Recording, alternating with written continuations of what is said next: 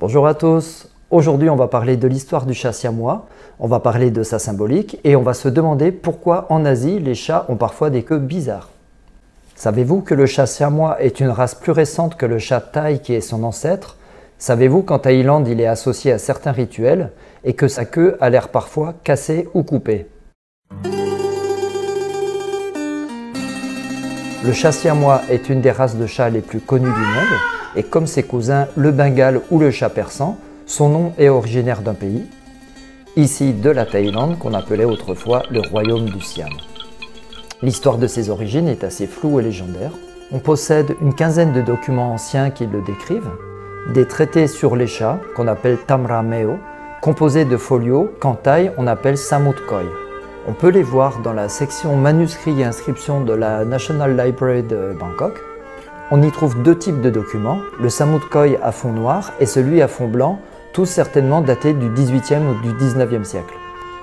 On suppose que ce sont des copies de Samut Koi de l'époque Ayutthaya qui ont peut-être disparu avec la destruction de la ville, mais on sait aussi que les textes qui accompagnent ces images sont certainement issus d'inscriptions beaucoup plus vieilles qui datent du XIIe siècle, qui datent de l'époque Khmer. En 2014, on découvre deux très beaux Samut Koi au Wat Bowo Niwat Vihara, qui est le temple où était ordonné le prince Mongkut, le futur roi Rama IV du Siam. Dans ce traité, on trouve listé 17 races de chats porte-bonheur, parmi lesquelles on peut voir le chat à 9 points, qu'on appelle le Khao Tam, le Nilrat, qui est entièrement noir, ou le Copper Cat, aussi appelé Tongdang. Le chat siamois, proprement parlé, lui n'arrive qu'en 8e position, référencé sous le nom Wichen Mat, qui signifie diamant de lune en thaï.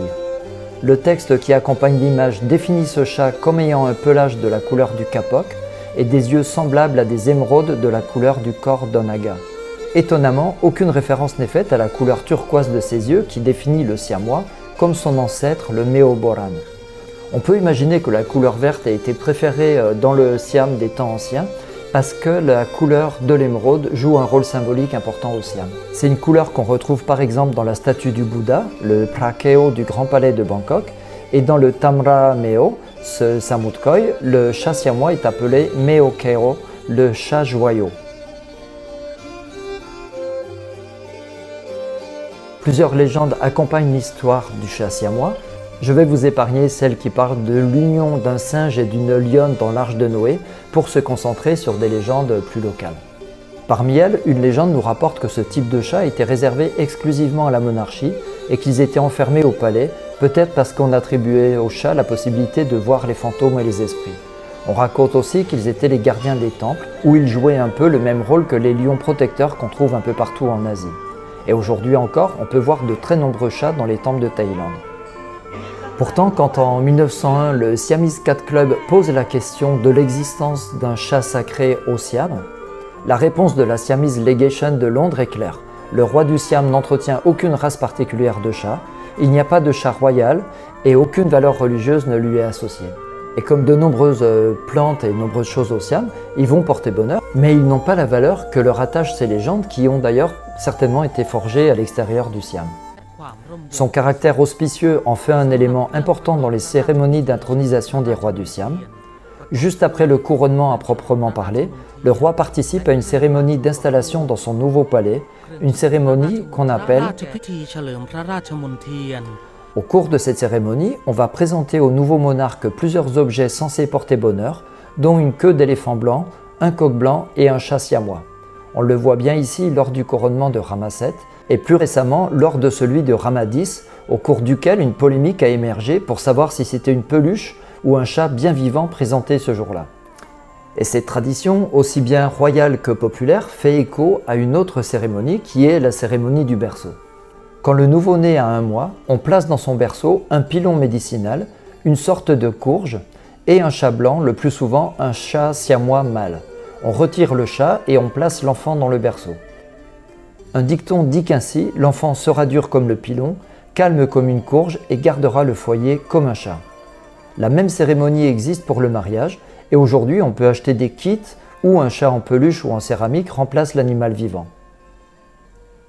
Donc on voit que du côté du peuple, il a un rôle dans les cérémonies et c'est un chat qui va aussi avoir les faveurs de la monarchie sans pour autant être un chat royal. Le roi Rama IX, qui était un amoureux des chiens et des chats, possédait un siamois qu'on peut voir dans les photos du journaliste ukrainien Dimitri Kessel. Dans ce reportage de 1944 fait à Lausanne, on voit le futur Rama IX en train de composer un morceau de jazz en compagnie de son chat. Un chat qu'il avait appelé Tito en l'honneur du dirigeant yougoslave, ce qui est assez étonnant de la part de ce roi très anticommuniste.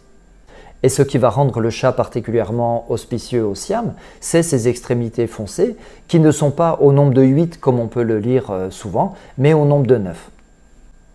Les 4 pattes, les 2 oreilles, la queue, le museau et les parties génitales. Et ce chiffre 9 est le chiffre porte-bonheur de Thaïlande dont j'avais parlé dans cette vidéo. C'est aussi ce nombre 9 qui rend populaire le chat Khao Tham qui, comme son nom l'indique, possède 9 points. Et on dit que c'est Chulalongkorn, le roi Rama V, qui va faire cadeau de 2 chats siamois nommés Mia et Po au consul britannique de Bangkok qui s'appelle Edward Gould. Lui, il les a ramenés en Angleterre et il va les donner à sa sœur Liliane, qui est une biologiste qui va devenir une des premières éleveuses de chats siamois en Occident. Aujourd'hui, on sait que d'autres individus ont dû être importés en Angleterre dans les décennies précédentes, mais Mia et Po sont les premiers siamois référencés dans des sources écrites. En parallèle, Rama V avait offert un chat siamois à Auguste Pavie, le consul général de France à Bangkok, et c'est certainement la première introduction d'un chat siamois en France. Mais c'est surtout en Angleterre et aux États-Unis que ce chat va avoir du succès, et les éleveurs vont sélectionner les animaux qu'ils jugeaient les plus beaux à partir de la descendance d'une dizaine de chats. Mia et Po vont avoir 3 chatons, nommés Duangae, qui signifie clair de lune, Kalahom, qui signifie défense, de se défendre, du verbe se défendre, et Kromata, qui signifie bleu profond. Mais les 3 vont mourir prématurément de la maladie de Carré. Les chats sélectionnés vont devenir plus fins, avec une tête moins ronde, pour créer une variété qu'on appellera désormais chat siamois, en opposition au vrai chat du Siam qui gardera ses caractéristiques anciennes et qu'on appelle aujourd'hui Thai Cat ou Meo Boran ou Meo Thai. Et c'est un vrai paradoxe parce que le chat siamois est en fait une création, une sélection qui a été faite en Occident, alors qu'au Siam même, la race d'origine ne peut pas être considérée comme authentiquement siamoise. On n'a pas d'image de Mia et Po, mais le site Catopédia recense une collection de photos qui montre l'évolution des différents types de chats. Sa forme générale va un peu évoluer, mais ce qui continue d'unir ces chats, c'est évidemment leurs yeux bleus et leur pelage caractéristique qu'on appelle color point. Il associe un pelage clair avec les extrémités foncées. Le color point, c'est en fait un cas d'albinisme particulier qui ne va pas toucher les zones les plus froides du corps dont font partie les extrémités. C'est pour ça que le chaton qui était au chaud dans l'utérus maternel va naître sans les taches noires qui vont apparaître dans les premiers jours de leur vie. Le phénomène color point peut apparaître aussi chez d'autres animaux, par exemple c'est le cas des lapins. Et chez les chats, la variante la plus foncée est appelée seal point. Mais on va aussi trouver toutes les variations de couleurs possibles et les croisements avec d'autres chats qui vont donner par exemple le balinais, l'oriental, le chat himalayen ou le tonkinois. Mais la même variation génétique qui est la cause de son albinisme va aussi produire un mauvais câblage entre son cerveau et ses yeux. Et il arrive parfois que ce chat ait un fort strabisme que les générations d'éleveurs vont essayer de faire disparaître, mais il reste assez courant chez les Meo Thai de Thaïlande. Une légende essaie d'expliquer cette particularité. On dit que 2 chats avaient été envoyés pour retrouver un gobelet en or qui avait disparu. Quand ils l'ont trouvé, le chat mâle est revenu pour annoncer la bonne nouvelle et la femelle est restée en fixant l'objet pour le surveiller. Et elle l'a tellement fixé que ses yeux se sont mis à loucher et c'est une particularité qui est devenue héréditaire. Et si vous venez en Asie, vous avez peut-être déjà remarqué qu'il y a de nombreux chats qui ont une queue qui a l'air coupée, qui a l'air atrophiée, cassée. Parfois, on a même l'impression qu'on y a fait un nœud. Et là aussi, une légende explique le phénomène. Elle raconte que les princesses du palais se servaient de la queue des chats pour y glisser leurs bagues pendant leur bain. Et pour être sûr que les bijoux ne glissent pas, elles coudaient ou cassaient la queue de l'animal. D'autres histoires circulent ailleurs en Asie pour expliquer ce phénomène. En Indonésie, on raconte que les femmes coupent la queue des chats errants qui entrent dans leur maison pour les empêcher de revenir, mais on a aussi la version où les femmes coupent elles-mêmes la queue de leur chat domestique, la brûlent pour les inciter à rester au foyer. Pourtant, la raison est bien plus simple parce qu'elle est génétique. Charles Darwin, pendant son voyage dans l'archipel indonésien en 1868, avait déjà remarqué cette particularité et une récente étude génétique vient expliquer cette transmission en Asie. Et parmi les premiers chats siamois exportés en Occident, nombreux étaient ceux qui étaient porteurs de ce gène. Cette particularité qui n'était pas encore considérée comme une tare chez les éleveurs n'empêchait pas ces chats de concourir et de gagner des prix. C'est par exemple le cas du champion Wang Qi au début du XXe siècle, qui a gagné de nombreux prix tout en ayant une queue coudée. Par la suite, les sélectionneurs de races de chats ont travaillé les lignes génétiques pour favoriser cette longue queue fine des siamois modernes. Dans un article du New York Times de 1985, le sénateur thaïlandais Anusorn, qui était aussi le fondateur de la Siamese Cat Association, ravive cette idée de chat siamois associé aux classes supérieures et au palais du Siam. Et il se plaint que de nombreuses races aient disparu au moment du sac d'Ayutthaya par les Birmans. Et dans cette guéguerre permanente sur fond d'appropriation culturelle entre les pays de la région, Anusorn annonce que ce qu'on appelle aujourd'hui le burmese est en fait le chat thaï Tongdeng ou Supalak. Mais comme le chat siamois, le burmese est une race qui a été sélectionnée en Angleterre et aux États-Unis, et les races d'origine, que ce soit en Thaïlande ou au Myanmar, ne sont pas considérées comme authentiques. Et Anusorn conclut en disant « Quand j'ai fait mes études en Angleterre, personne ne connaissait la Thaïlande, mais tout le monde avait entendu parler du chat siamois. » Et c'est pour ça qu'il va être choisi comme mascotte des Southeast Asian Games de 1985 et 1995 qui se déroulaient en Thaïlande. Et la notoriété de ce chat va être renforcée par son apparition dans des œuvres culturelles où il va souvent jouer une personnification de l'asiatique.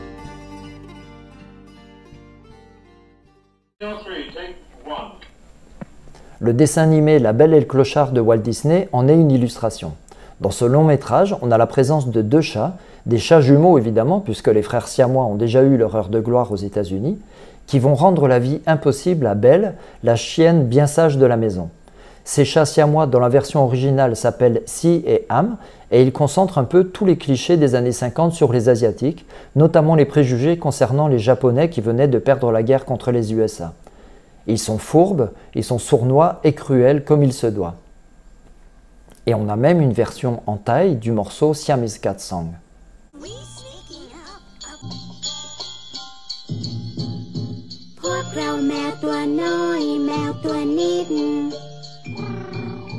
ถึงเธอช่างเธอกรีดเราไม่สนใจ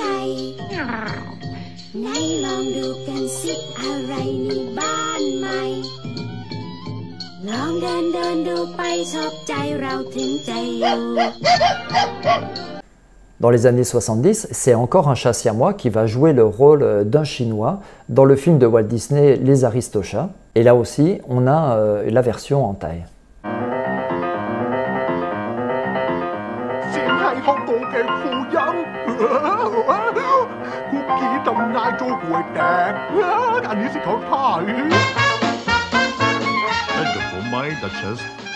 Après-guerre, le chat siamois devient définitivement le chat des stars du cinéma américain.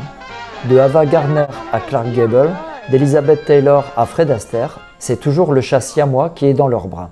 C'est un animal social qui a besoin d'attention et d'affection. Et contrairement aux autres chats, il s'attache plus à une personne qu'à un territoire. C'est pour ça qu'on dit parfois de lui que c'est un chat-chien, un chat qui a un comportement de chien.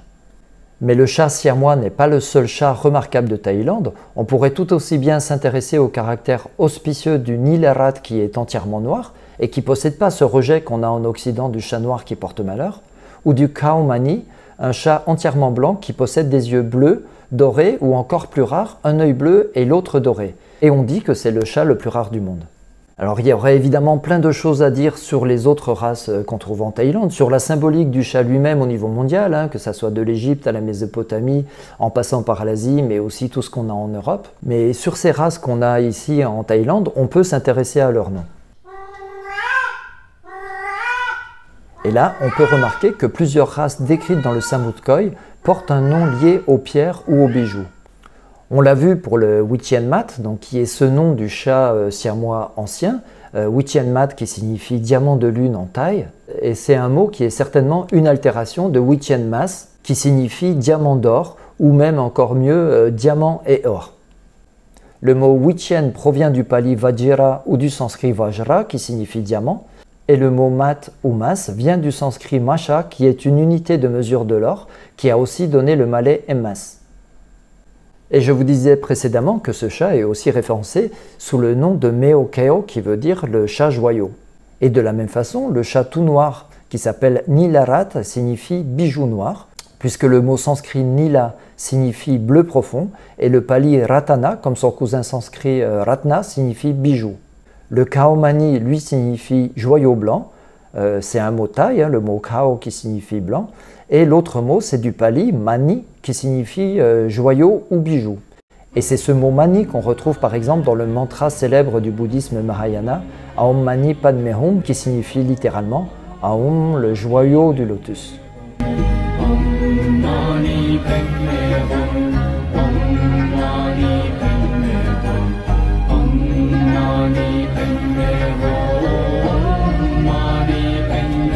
Donc à travers toutes ces références qui sont faites aux joyaux, aux bijoux, aux diamants ou à l'or, on voit toute la symbolique qui est attachée au chat du Siam.